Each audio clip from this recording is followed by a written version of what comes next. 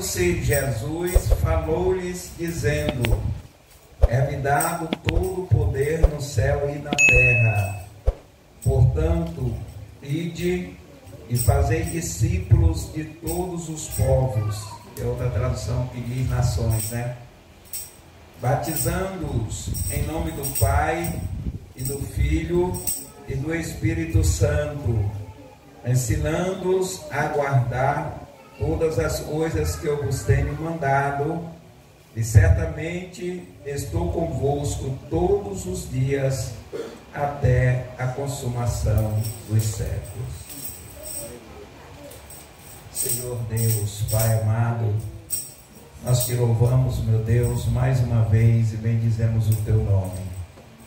Pai, nós queremos te agradecer, Senhor, pelo dia que o Senhor nos permitiu por ter chegado até esta hora da noite. Queremos te agradecer, Senhor, pelo cuidado que o Senhor tem tido conosco, pela proteção, pela segurança, pelos livramentos, pelo suprimento, pelo teu socorro bem presente. Queremos te agradecer, meu Deus, por tudo aquilo que o Senhor tem feito por nós, em nós e para nós. Obrigado, meu Deus, porque na verdade nós não merecemos nada do Senhor. Nada, Senhor, nós fizemos por merecer. Mas a tua graça, o teu amor para conosco, a tua bondade e misericórdia nos tem alcançado todos os dias. E a cada dia, Pai, nós somos alvo das tuas bênçãos. Obrigado, Senhor, por tudo. Agora nos dá sabedoria, meu Deus, para nós comunicarmos a tua palavra no entendimento, na graça e no poder do teu Espírito. Que esta palavra, ela nos alimente, que esta palavra, ela nos ensine, que ela seja de correção para a nossa vida e de aperfeiçoamento, Senhor, para a nossa maneira de ser e de viver. Toma conta de cada um de nós, abençoa os teus filhos que vieram, aqueles que não virão, Senhor, tu sabes de todas as coisas, em tudo, Senhor, nós te somos gratos. Assim nós te oramos, assim nós te pedimos, assim nós te agradecemos, no nome de Jesus. Amém. Meus irmãos, nós na semana passada encerramos, né, o previsto, né, como introdução aos nossos estudos, falando sobre o batismo no Espírito Santo ou com o Espírito Santo, né? Mas não é que se encerrou o assunto, o tema, por conta dele ser bastante vasto, mas aquilo que estava previsto como introdução para abrir um pouco do nosso entendimento a respeito do que era o batismo com o Espírito Santo, o que ele é, a importância dele para a vida da gente, a gente conseguiu avançar. E eu imagino que daquilo que não se sabia e daquilo que se sabia menos, acredito que hoje a gente sabe um pouquinho mais, a gente tem um pouco mais de noção a respeito, em condições da gente compreender a importância, a necessidade de sermos batizados com o Espírito Santo. Hoje nós estaremos começando esta outra série, falando a respeito de que? Qual é o tema de hoje? O batismo nas águas. E tem mais ou menos um direcionamento do que nós vamos estar falando. É bem verdade que, assim como nós falamos sobre o batismo no Espírito Santo, da mesma forma, esse pequeno estudo, ele também não encerra tudo que se poderia comentar sobre o batismo nas águas.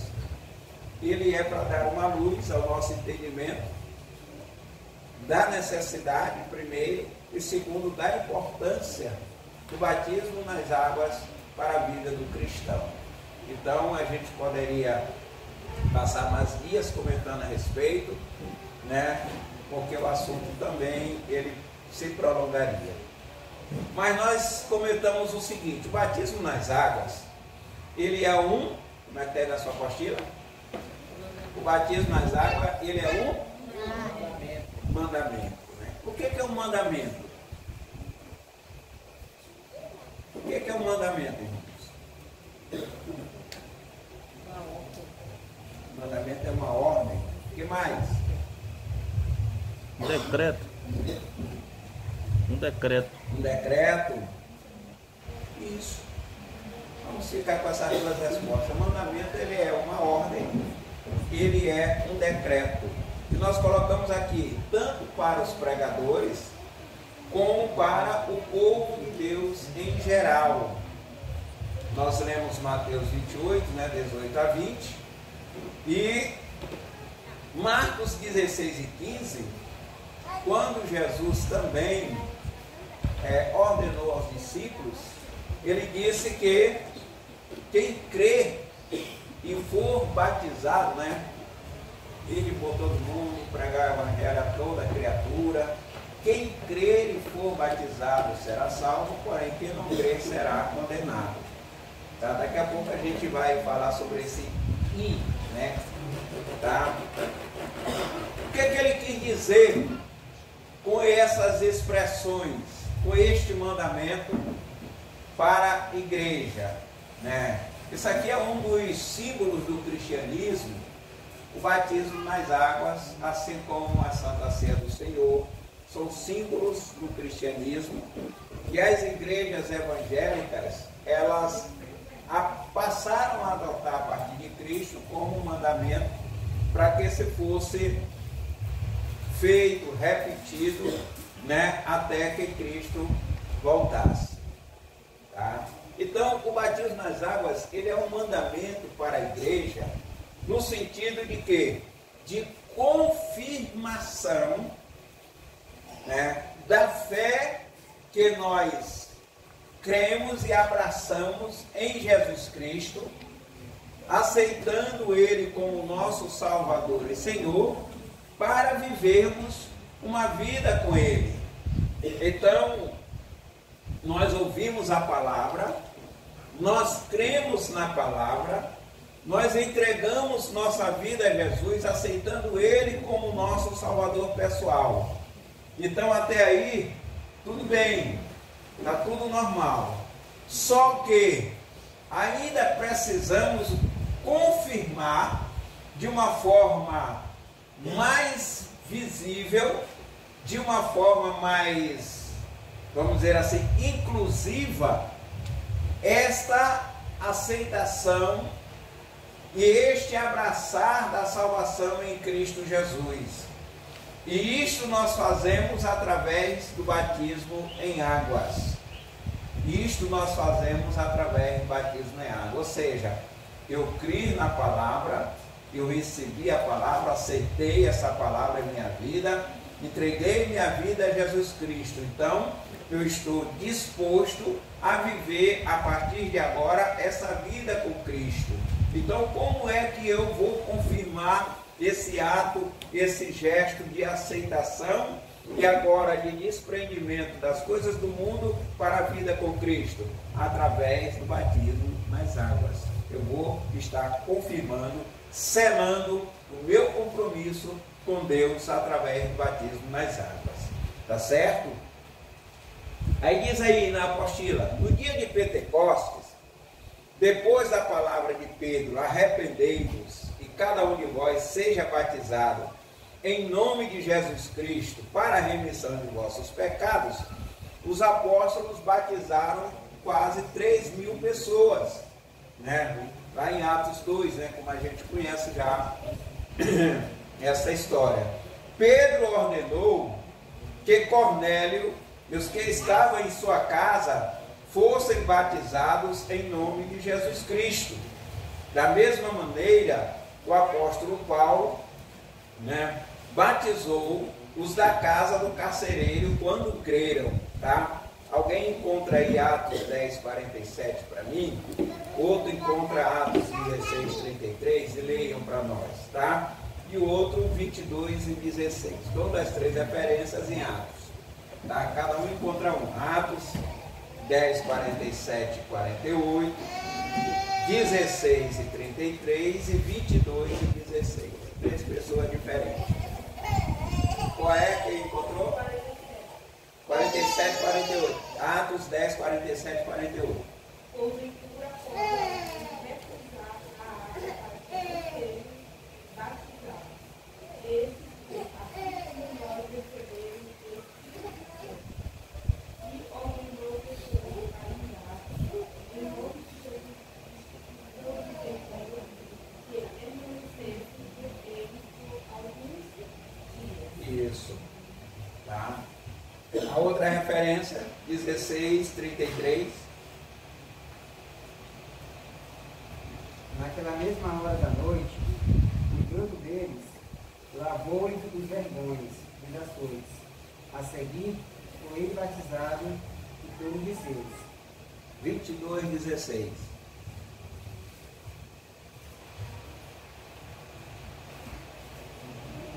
Não, meu irmão, você perca de tempo. 22:16. E agora, por que demora? Levanta-te e recebe o batismo e lava os teus pecados, invocando o nome dele. Isso. Então veja bem, nós entendemos através desses três exemplos uma coisa em comum.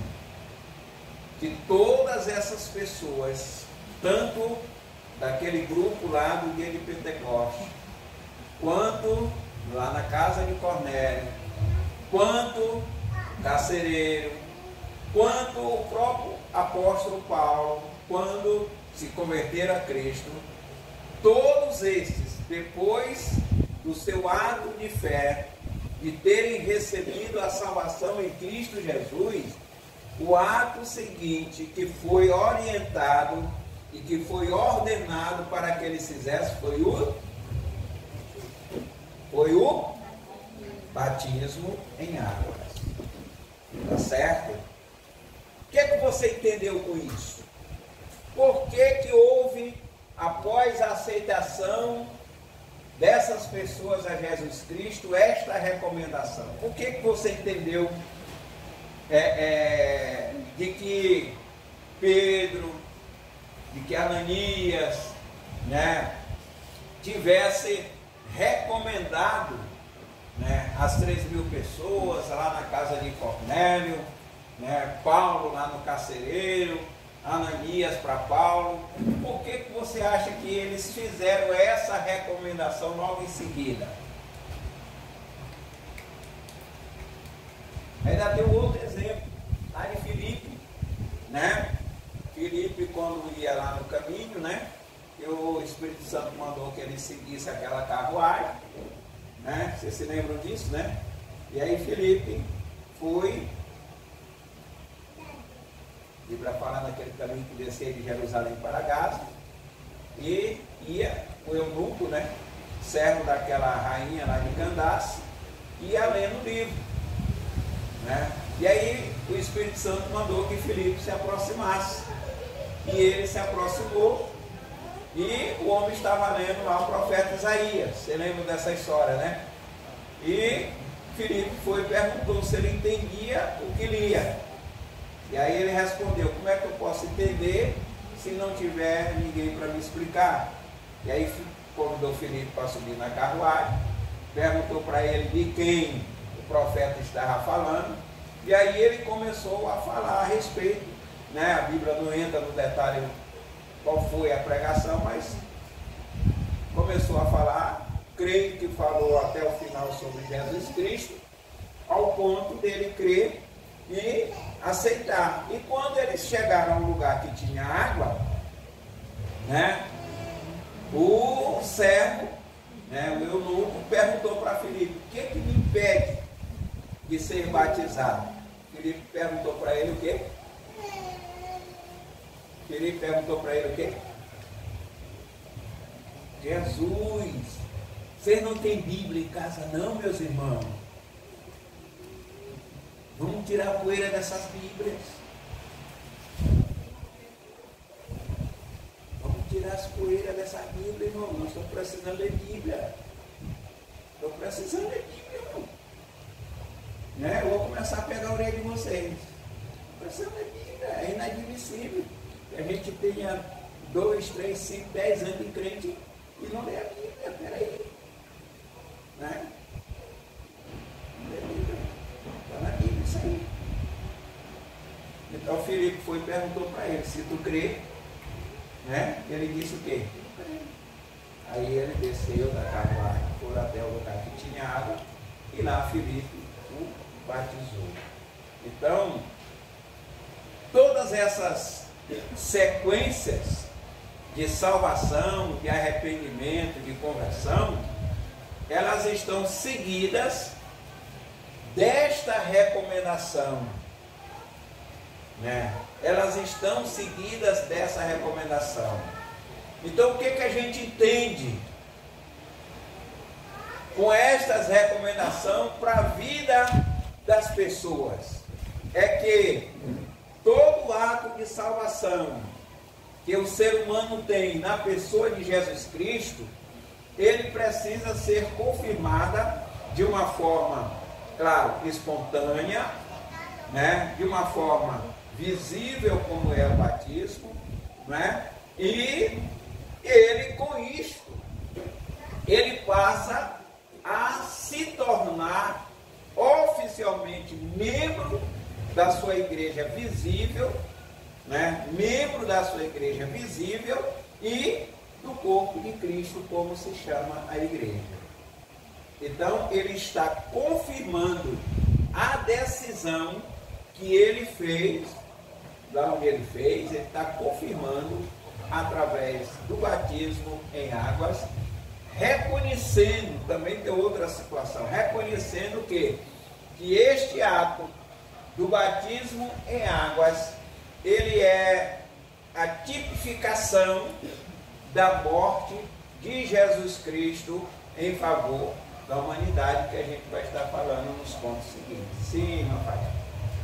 Tipifica também porque naquela época, naqueles outros antes deles, tinha a circuncisão, né? Era o sinal da aliança também. No caso, a aceitação de Jesus no batismo e a Santa Ceia, esse sinal também da aliança. A circuncisão, ela era uma recomendação para os hebreus, né, de que todo homem, né, todo macho, quando ele nascesse, né, ele deveria ser não só apresentado, mas circuncidado ao 8º dia, né, que representava a aliança de Deus com o povo hebreu. A circuncisão representava a aliança de Deus com o povo hebreu. No Novo Testamento, esse processo foi extinto. Por quê? Porque a circuncisão, ela não foi mais essa circuncisão do prepúcio masculino, mas ela foi uma circuncisão sacrificial na pessoa de Jesus Cristo, que se dá no coração das pessoas, né? Da aliança, do pacto que Deus fez com o homem, através de Jesus Cristo, né? Sacrificialmente, dando ele para ser o salvador da humanidade e passar tudo o que ele passou em favor da humanidade. Então, esta aliança que era feita entre Deus e o povo hebreu através da circuncisão, ela foi estendida para toda a humanidade através do sacrifício de Jesus Cristo na cruz do Calvário. Então, por que tanto os judeus, os hebreus, cristãos e as outras pessoas das demais nações não se circuncidam mais? Exatamente porque entenderam que não há mais necessidade daquele procedimento como era na lei, que agora a circuncisão ela é feita no coração. Tá certo? Aí nós lemos o mesmo apóstolo testifica com Ananias, como Ananias o mandou levantar-se e receber o batismo nas águas, né? Aí diz aqui, a fé em Cristo como único e suficiente Salvador. Veja bem, a fé, acompanhe aí na sua apostila, a fé em Cristo como único e suficiente Salvador, junto com o verdadeiro arrependimento, admite a pessoa no reino de Deus. Entenda isso, a fé em Cristo como único e suficiente Salvador, admite, né, a fé em Cristo como único e suficiente Salvador, junto com o verdadeiro arrependimento, admite a pessoa no reino de Deus.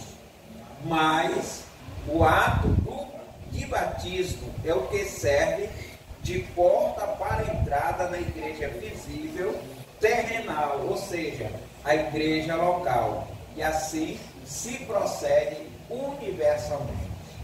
Você entendeu? Então, quando você aceita Jesus como seu salvador pessoal, né, você dá entrada, né, como diz aqui no conteúdo, né, você admite a pessoa no reino de Deus. Ou seja, você passa a fazer parte da família de Deus, da família cristã. A Bíblia diz o quê? Que nós temos o nosso nome escrito no livro da vida, lá no céu, né? Então, nós dizemos o quê? Que nós temos a marca de Cristo, não é isso? Ou seja, o que isso quer dizer?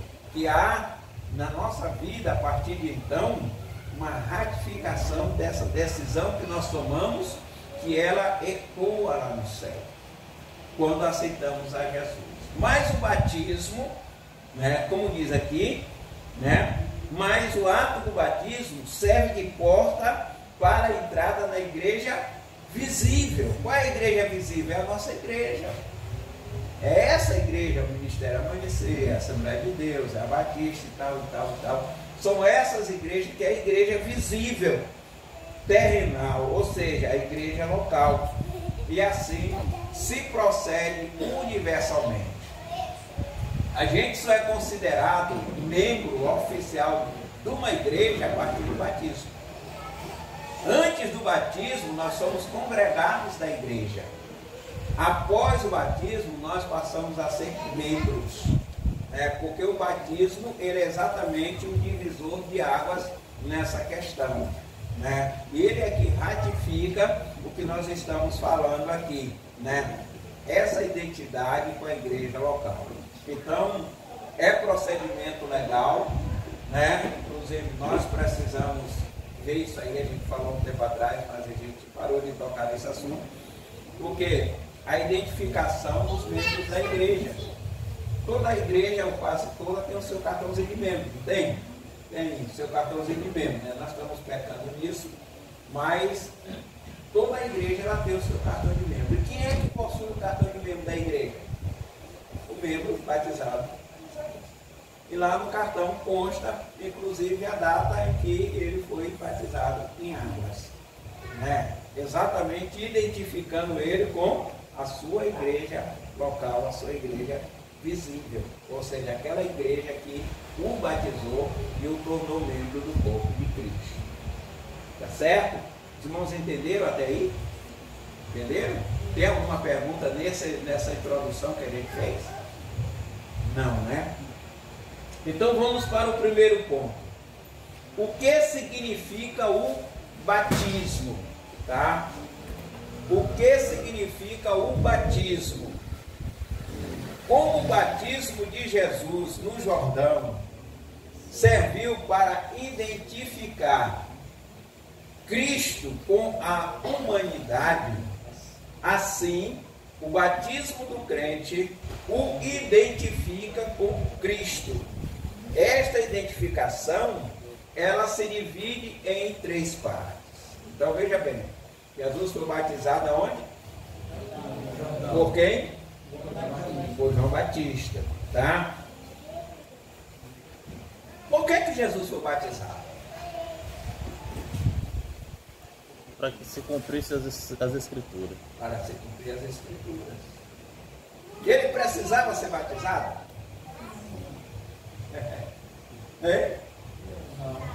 Precisava. Precisava para se cumprir as escrituras. Ele veio para cumprir as escrituras. A partir de quando ele foi promessa até a sua vida aqui. Então, por conta disso, ele precisava ser batizado para cumprir, né? E quando ele disse para João, né? João disse para ele, eu que devo ir a ti e tu vens a mim. Qual foi a resposta dele para João? Eu escutei quem respondeu. Quem foi mesmo que respondeu? Irmãos, tem na Bíblia. vocês estão ferrados comigo. Eu vou começar a pegar no pé de vocês na Bíblia agora, pega na Bíblia. Ou vocês vão ler Bíblia agora, ou vocês vão se ver aperreados, então eu vou ficar sozinho na igreja, mas eu vou pegar no pé de vocês. Vamos para a Bíblia, irmão, está na Bíblia. Isso aí. Jesus disse, deixa por enquanto, porque importa que se cumpra toda a justiça. Né? Deixa. Ou seja, João entendia que por ser ele profeta, ele era menor do que Jesus, que era filho de Deus. Então ele é que deveria ir até Jesus, para Jesus batizá-lo, né, por ser autoridade acima dele. Mas Jesus naquele momento não era autoridade acima dele. Jesus naquele momento ele não era autoridade acima de Jesus, acima de João. Naquele momento ele era semelhante a João, humano, uma pessoa, estava ali o Jesus humano, o homem. E aí Jesus disse, não importa que se cumpra toda a justiça, ou seja, está escrito, né, a respeito de tudo que eu vim para fazer aqui, inclusive passar por esse processo. E aí a Bíblia diz que então, João foi, batizou Jesus, né? E aí, aquilo que a gente leu esses dias passados, na semana passada, que veio sobre ele o Espírito Santo em forma de pomba e tal, e tal, e tal, e tal. Entendeu? Então, isso identificando o quê? Que o homem, o ser humano, precisa, como ser humano, como pessoa, também dessa identificação. Jesus mostrou isso com o seu próprio ato batismal, né? Com o seu próprio ato batismal, né? Como diz aqui, para identificar Cristo com a humanidade, né? Aqui está falando da humanidade de Cristo. Da mesma forma, assim o batismo do crente o identifica com Cristo, né? Ou seja, Jesus se identificou conosco e nós nos identificamos com Ele quando nós descemos as águas batismais. Tá certo? Está entendido essa parte? Há uma reciprocidade de identificação. Jesus se identificou com o homem quando ele se batizou. Quando nós nos batizamos, nós nos identificamos com Cristo, com Ele, né? Nós nos identificamos seguindo o próprio exemplo dado por Ele, né? Com esse ato feito por João Batista. Tá certo, irmãos? Entenderam? Amém?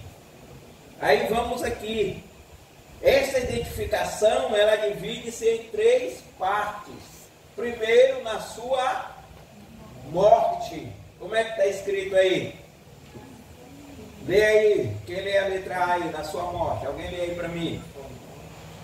No ato de descermos as águas do batismo, declaramos publicamente que Cristo morreu em nosso lugar e que nós merecíamos justamente o que ele sofreu. Continua. Reconhecermos que somos mortos em Cristo, como lemos em Romanos 6,3, ou não sabeis que fomos batizados em Cristo Jesus, fomos batizados em sua morte. Alguém com certeza já achou Romanos 6 e 3. Tenho certeza que alguém já encontrou e já vai ler para nós. Leia aí para a gente comentar esse ponto. Romanos 6 e 3. Vamos lá.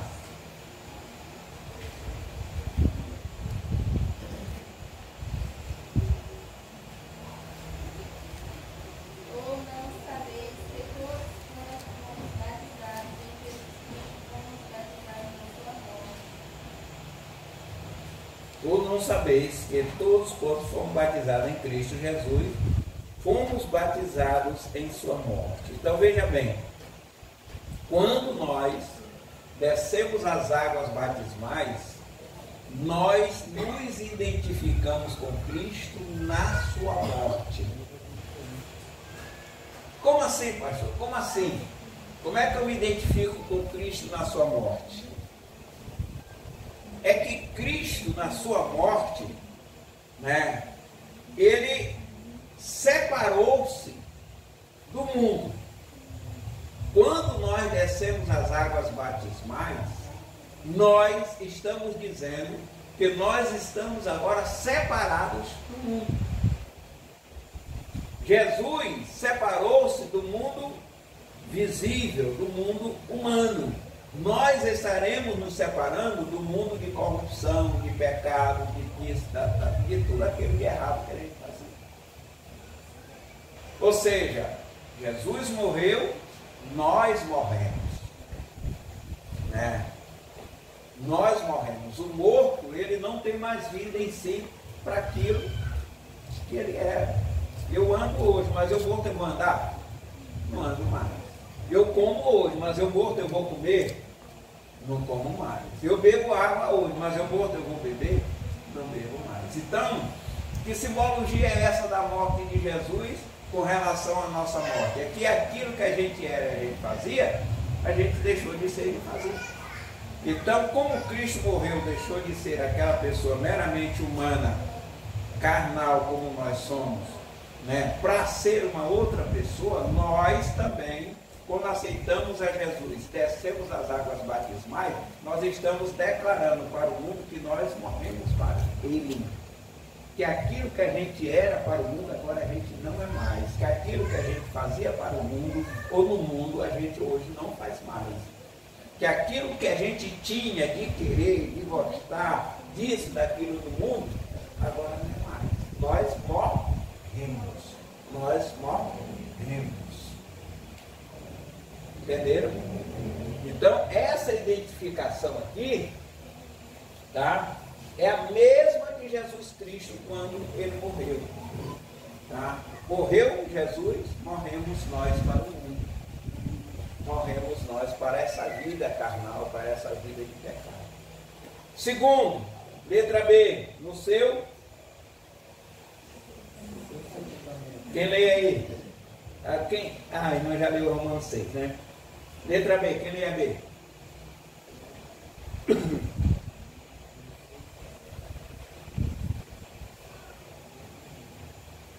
Como o crente se identifica com a morte de Jesus ao ser descido às águas, assim ele se une ao sepultamento de Cristo,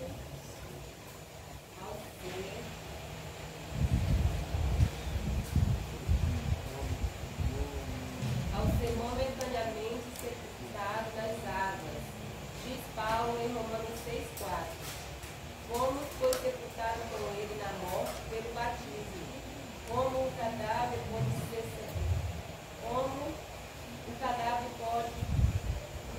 pede sepultamento, assim convém também sepultar, ou por fora de vista o velho homem. Então veja bem. O que é o sepultamento? Alguém aqui já foi em algum sepultamento? Quase todo mundo, né? Como é que é feito o sepultamento? Não é o velório, é o sepultamento. Como é que ele faz lá com o defunto lá, né? É? Como é, meus irmãos?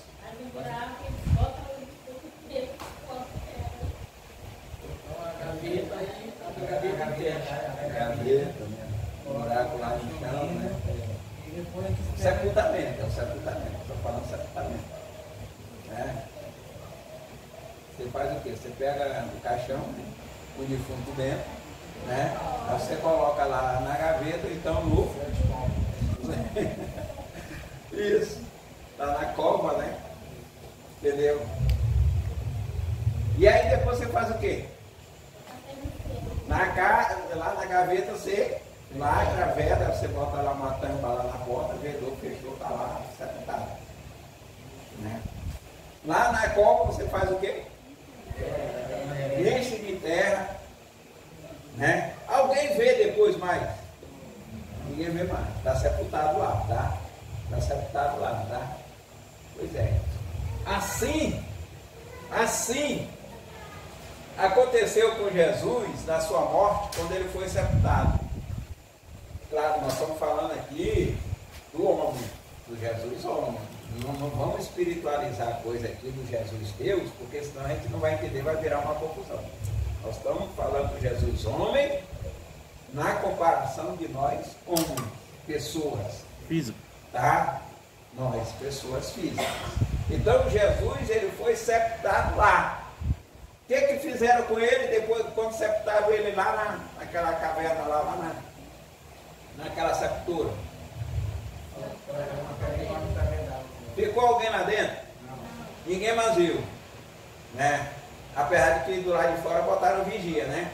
Mas lá dentro tinha mais ninguém viu mais ele. Ninguém viu mais Jesus lá dentro, depois que ele foi sepultado.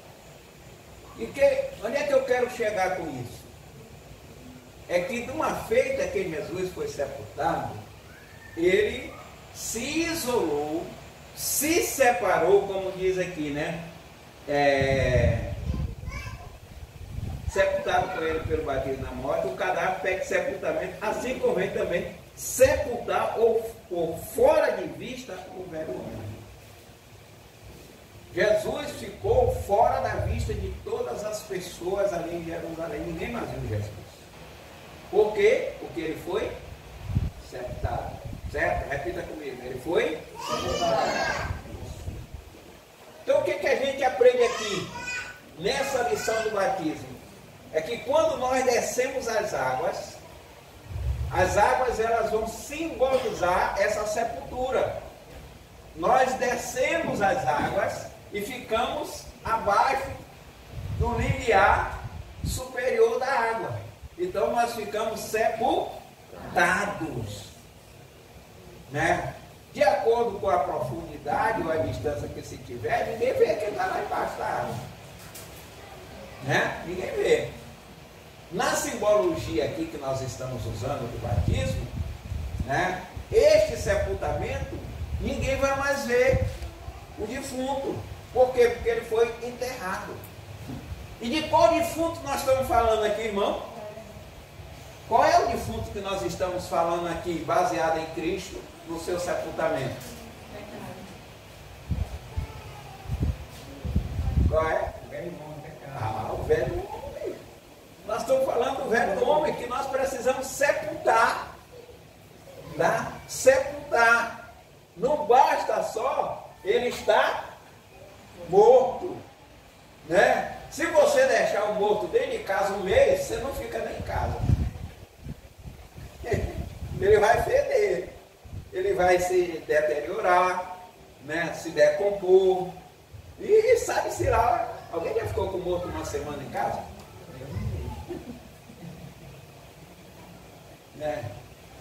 Mesmo usando produtos, mas a não ser alguns artistas aí, esse pessoal, né, que eles usam um negócio lá, que o cara passa ali lá para ele sepultar. A rainha foi quantos dias que ela passou? O ano passado, né, que morreu a rainha.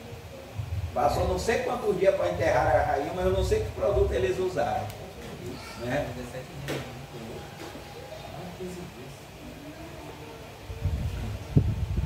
Mas não é o correto você manter o morto em casa. Por quê? Vamos aqui trazer algumas lições aqui. Não está aí na apostila não, mas me veio uma luz. Tem alguns lugares aí que eles não permitem velar defunto em casa. O defunto é velado lá na capela do cemitério e de lá já vai para a sepultura. Isso é um mecanismo que é usado para evitar o quê? Vamos usar a nossa linguagem aqui, o chororô das pessoas pelo defunto. Para evitar aquela coisa, para evitar vamos dizer, a saudade, aquela visão que fica na memória da gente, quando você, aqui a gente costuma botar na sala, né?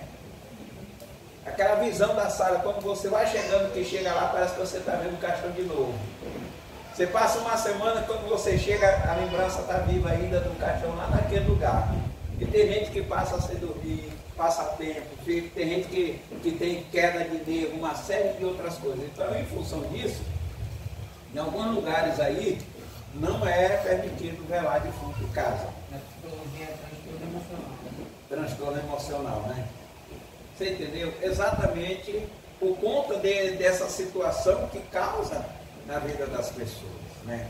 A saudade, né? Quem já viu alguém chegar em cima do caixão lá do defunto e começar a fazer escândalo, aquela coisa, vamos usar essa linguagem de escândalo. Meu pai te ama, eu te amava, tu era isso, tu era aquilo, às vezes não era daquilo, mas naquela hora é. Né? Nós já vimos muito isso, não já?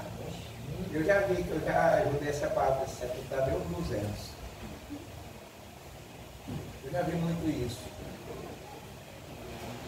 A presença do morto no ambiente, ele traz saudade. Ele traz saudade. O cara podia não prestar seu pior vagabundo, o pior bandido e tal. Naquele dia, naquela hora, ele vira santo. É o mais imaculado de todos os viventes. É o mais perfeito. É o tudo. Né? Gera saudade. Então, é uma das razões porque o defunto, ele precisa ser sepultado. E aí vamos trazer para a lição do batismo. O que a gente precisa ser? O velho homem, a velha natureza sepultada. Para a gente não ter mais saudade. Para a gente não ficar com aquela memória. Entendeu? De tudo aquilo que a gente era, de tudo aquilo que a gente fez, para não ter saudade e vontade de voltar lá de novo. Entendeu? Mesmo a gente dizendo que está morto para o mundo. Está morto para o mundo. Mas se você ficar indo lá todo dia, vendo aquilo todo dia, vai estar aguçando a tua saudade, vai estar aguçando a tua memória, vai estar te relembrando. Entendeu? Uma hora, um daqueles antigos amigos e colegas vai chegar e te convidar, você vai dizer não. Ele vai te convidar de novo, você vai dizer não. Ele vai insistir, e se um dia ele te pegar fraco, você vai. Entendeu? Aí você vai ressuscitar o defunto. Você achava que estava morto, mas não estava morto, estava adormecido. É por isso que nós precisamos sepultar o velho homem, a velha natureza, e isso é simbolizado através do batismo nas águas. Sepultar, fazer ficar esquecido, fora da vista, eu perder o gosto por aquilo que eu gostava, eu perder o querer por aquilo que eu queria tanto, o amar aquilo que eu amava demais e que para minha vida era ruim, era pernicioso. Eu preciso, de uma vez por toda, eliminar isso da minha vida. E como é que eu vou fazer? As primeiras partes eu já fiz. Ouvi a palavra, criei nela, aceitei a Jesus como Salvador. Mas agora eu tenho que dar um selo, eu tenho que selar. Aí eu vou selar através do batismo nas águas. Eu vou me tornar membro do corpo de Cristo, eu vou descer as águas e vou dizer para o mundo de uma vez por todas que eu estou morto e sepultado para ele. Tá? E aí vem a terceira parte, né? Que é a letra C, que alguém vai ler aí para mim. Como é que diz a letra C aí?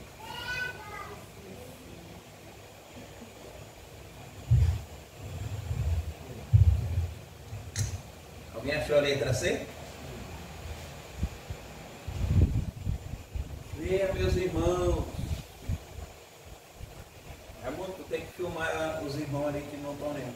O ato de sair das águas batismais é um magnífico símbolo que Jesus escolheu para nos identificar com a sua gloriosa ressurreição, como memorial perpétuo daquela manhã quando a morte não pôde prender o Senhor Jesus. Fomos, pois, sepultados com ele na morte pelo batismo, para que, como Cristo foi ressuscitado dentre os mortos pela glória do Pai, assim também nós andemos em novidade de vida. Vendo que coisa maravilhosa? veja bem, a simbologia do nosso batismo em água é tudo isto. Nós morremos com Cristo como Ele morreu por nós. Nós somos sepultados no batismo com Cristo da mesma forma que Ele foi por nós. Mas da mesma forma que Ele ressuscitou, nós também, quando saímos das águas, estamos demonstrando a nossa ressurreição. Aleluia. Né? E aí veio um fator determinante que foi na vida de Jesus, né? Que foi na vida de Jesus e que precisa ser, né, na nossa vida também, né? Que precisa ser na nossa vida, né? Depois da ressurreição de Jesus Cristo, a Bíblia diz que Ele veio, ressuscitou, né?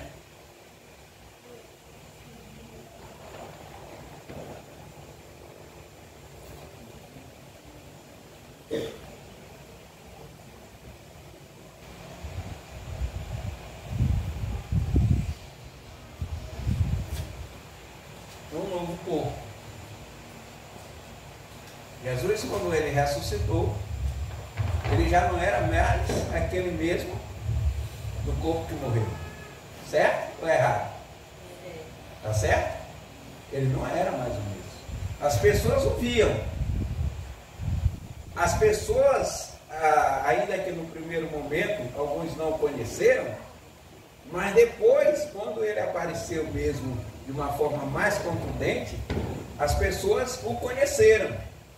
Viram que era Jesus. Mas havia essa diferença tremenda a partir da ressurreição de Cristo, que foi, vamos dizer assim, algo tremendo que causou até impacto aos discípulos e às pessoas que costumeiramente estavam com Jesus, que foi esse novo corpo que ele recebeu da sua ressurreição, né? Ele passou a se locomover de uma forma rápida, né? Chegava num lugar de repente, por onde é que ele entrou? As portas estavam fechadas, Jesus estava lá dentro, né? Era um novo Cristo, um novo homem e um novo corpo, né? Um novo corpo. Por que eu estou colocando isso aqui e trazendo para nós como lição da ressurreição de Cristo para esse ato batismal do cristão quando sai das águas? É que nós precisamos ser nova criatura. É que nós precisamos ser, ainda que no nosso semblante, no nosso visível humano, a mesma pessoa, mas o nosso homem interior, a nossa pessoa, o nosso caráter, o nosso coração, a nossa vida tem que ser outra. Tem que ser diferente.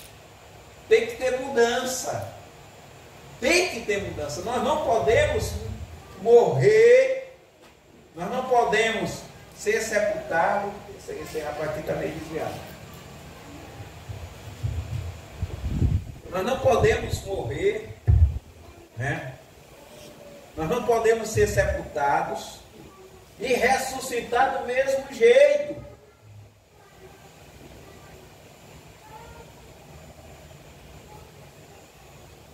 Do mesmo jeito, não. Podemos não. Porque senão o defunto vai feder. Nós temos que ser outra, nova criatura, irmãos. Ressuscitar, nascer de novo. Ser outra pessoa. Ser diferente, mesmo que, como imagem, sejamos igual. Mas as práticas de vida têm que ser outras. A maneira de agir tem que ser outra. De falar tem que ser outra. Os costumes têm que ser outros, tem que mudar. Né? Tem que mudar.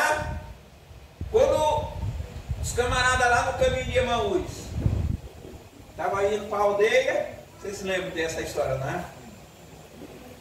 E aí, de repente, viu um viajante, encostou com ele e começou a conversar com eles. Eles foram a caminho, foram conversando.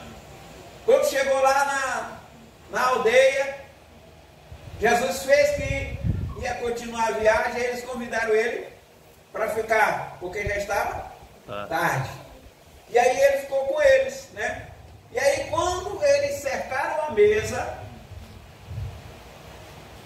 e que foram comer, na hora de dar graças, aí eles perceberam, descobriram que era Jesus. Né? Eles descobriram, perceberam que era Jesus. Por que eles não conheceram logo? Por que eles não viram logo? Alguma coisa diferente estava em Jesus, daquele Jesus que havia sido sepultado alguns dias atrás. Aí, quando Jesus sumiu, de repente caiu a ficha. Rapaz, não ardia em nosso coração quando ele vinha pelo caminho e falando isso e falando aquilo. Será que não ardia em nós? Não doía em nós, né? Quando a gente muda as características do padrão de vida através da nova vida em Cristo, às vezes as pessoas não percebem logo, às vezes as pessoas não notam logo, mas vai chegar um momento, vai chegar uma ocasião, vai chegar um lugar em que você vai estar presente, você vai passar por lá, você vai ser ouvido, você vai ouvir e alguém vai dizer, rapaz, sabe? Olha, rapaz, aquele não era fulano de tal mesmo, né? Rapaz, mas sabe que nem parecia mais aquele. Rapaz, é diferente, né? Olha como é que tá, rapaz, se era grosseiro, era ignorante. Meu Deus do céu, olha como é que tá, rapaz, agora depois que ele entrou na igreja, entrou para a lei dos crentes, né? Olha como é que tá fulano de tal, rapaz, ó. Nunca imaginei que seria aquilo, mas é ele mesmo, né? É filho de fulano de tal, não é irmão de não sei quem, mora lá, é esse mesmo.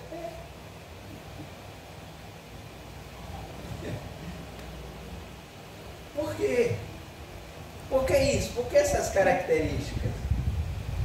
Porque ele demonstrou que esse novo nascimento da vida dele já estava completo. Ele havia morrido para o mundo, havia sepultado o velho homem e agora ele é uma nova criatura. Ele havia ressuscitado, era outra pessoa diferente. Assim foi com Jesus e assim tem que ser com a gente, irmãos. Assim tem que ser com a gente. Então, a simbologia do batismo em águas, ela traz essas características na ressurreição de Jesus Cristo também. Assim como ele ressuscitou dentre os mortos, a gente precisa ressuscitar também dentre os mortos. E aí tem uma outra simbologia, que a gente usa a linguagem, né, figurada da palavra, que esse mundo, a gente diz que o mundo está morto, esse mundo está estragado, esse mundo está podre, esse mundo está isso. A gente sempre usa uma linguagem, vamos dizer assim, depreciativa com relação ao estado espiritual do mundo. Mas a gente ainda está nesse mundo, né? Nós ainda estamos nesse mundo que está com todas essas características negativas.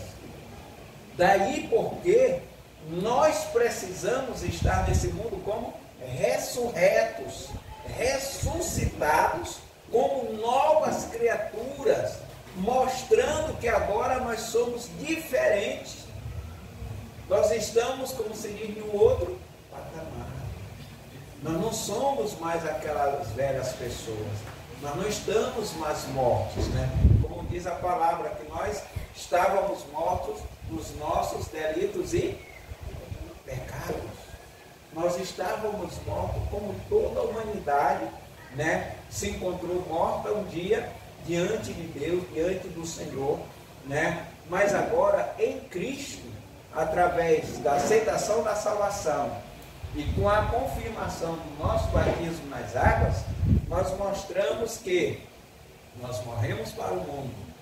A velha natureza nossa foi sepultada e agora em Cristo nós estamos ressurretos, uma nova criatura para viver uma novidade de vida. Amém, irmãos?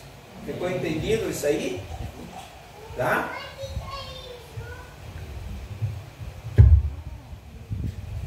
Pois é. Aí o ponto 2, cadê minha secretária aqui que estava me ajudando quinta-feira? Vem cá, minha secretária, vem me ajudar aqui. Isso. Vamos apagar aqui para a gente escrever, começar a desenhar aqui o ponto número 2. Vamos ver se é até onde a gente vai. Número 2, né? Então, essa primeira parte os irmãos entenderam? Ficou claro para todo mundo? Amém. Tem alguma dúvida desse ponto que a gente falou agora? Não, né? Então, amém.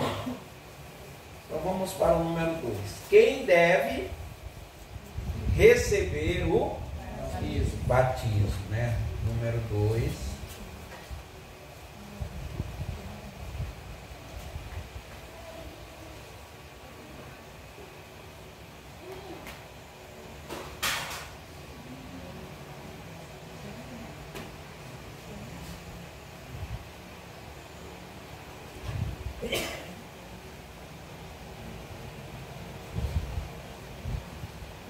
Quem deve receber o batismo?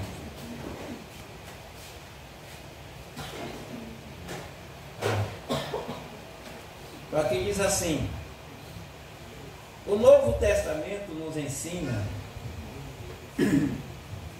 que todos que sinceramente, preste atenção nas expressões usadas aqui, todos que sinceramente confessarem Jesus como seu único e suficiente Salvador, tendo se arrependido dos seus pecados e estando resolvidos a seguir a Jesus até o fim, podem receber o batismo cristão. Tá? Todos os que sinceramente confessarem a Jesus como seu único e suficiente Salvador. Essa ênfase aqui do sinceramente, ela é interessante porque, vez por outra, acontece das pessoas irem para a igreja, irem até a frente, receber uma oração por influência. Nós não devemos ser influenciados para aceitar Jesus como Salvador. Nós precisamos ser convencidos, né? Convencidos de que ser crente, aceitar a Jesus como Salvador, entregar a vida a Ele, né? É a atitude e a decisão mais certa da vida do ser humano. De que com essa atitude nós estamos eliminando todas as coisas ruins e negativas da nossa vida pelo poder salvífico de Jesus Cristo e passamos a ter direito à vida eterna com Ele. Então eu preciso estar convicto disso, convencido disso, de que é isto. Independente se minha mãe é crente ou não, se minha esposa seja crente ou não, se meus filhos ou meus irmãos sejam crentes ou não, eu preciso ter essa convicção. Essa aí tem que ser uma coisa minha. É por isso que a gente fala que a salvação ela é individual. Porque cada um é um. Cada pessoa é uma pessoa nesse processo. Né? Daí porque quando Jesus vier buscar a sua igreja, ninguém vai conseguir pegar carona. Ninguém. Se o marido foi e a esposa não estiver preparada, meu irmão, não tem carona. Se a mulher foi e o marido não estiver no ponto, também não tem carona, não. Se marido e esposa foi e os filhos não estiver no jeito, não tem carona também. E por aí vai. Não tem carona. Salvação, ela não dá carona. Você tem que ter o seu lugar. Eu tenho que ter o meu lugar. Cada um tem que ser o seu lugar. É por isso que nós usamos essa expressão sinceramente, porque nós precisamos ser sinceros conosco mesmo. Com Deus nem adianta, porque ninguém engana a Deus. Deus sabe que a gente está sendo ou não sincero. Deus sabe. Mas para a gente, não precisa ser sincero. Não, rapaz, eu não quero, não estou com vontade, não quero aceitar, não gosto, não creio e tal. Você está sendo sincero. Está errado? Tá. Então você está sendo sincero. Né? Está sendo sincero. O bom é quando a gente abre o espaço para o Espírito trabalhar, nos convencer, fazer a mudança, trabalhar na nossa vida, e a gente ganha essa consciência do cristianismo real, verdadeiro, né? Aceitando Jesus como Salvador. Aí sim, aí a gente tem todas as condições, não só de aceitar a Jesus, mas principalmente de permanecer. Os crentes que aceitam a Jesus, convencidos pelo Espírito verdadeiramente, é muito difícil se desviar. É muito difícil deixar. É muito difícil. Quando ele é influenciado, é mais fácil. Ele é mais vulnerável. Agora, quando ele é convencido, ele é mais firme. Ele é mais forte. Ele é mais convicto. Ele tem mais certeza e tem mais segurança. Aí diz aqui, cadê?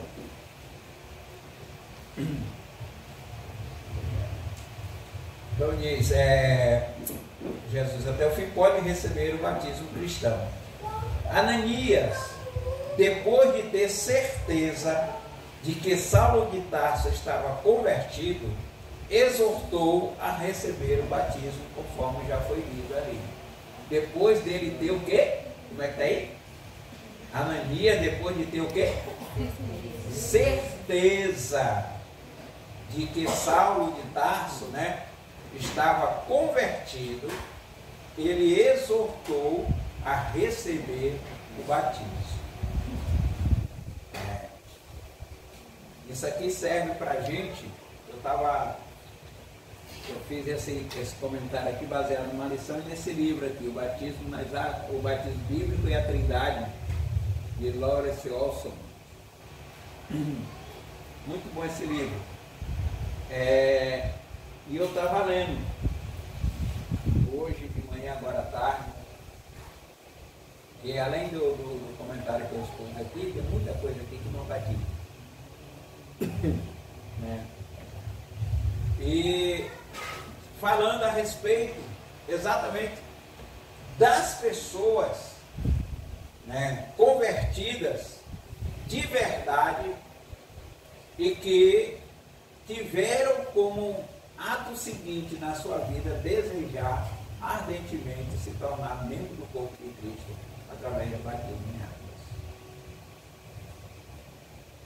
E aí eu estava meditando que por que a gente às vezes demora a tomar essa atitude quando a gente está em todas as condições de se tornar membro do corpo?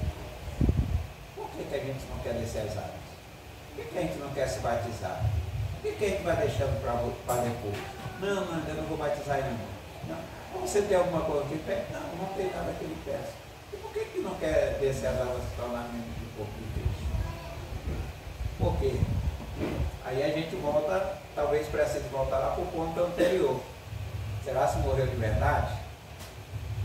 Será se sepultou de verdade o velho homem? Será se já ressuscitou um novo homem? Às vezes ainda não. E às vezes é por isso que a pessoa ainda não quer descer as águas. Né? Mas aí vem uma outra questão que a gente precisa pensar. Se eu estou com essa dificuldade de me decidir, não tendo nada que me impeça, será se realmente eu estou sendo um verdadeiro cristão que eu preciso ser? Será? A gente está. Então, o crer, a Bíblia diz que o crer vem pelo ouvir a palavra de Deus. Então, eu criei Por quê? Porque eu vi a palavra me convenceu, eu fui e aceitei. Então agora eu vou para o ato seguinte. Né? E o ato seguinte é esse, que a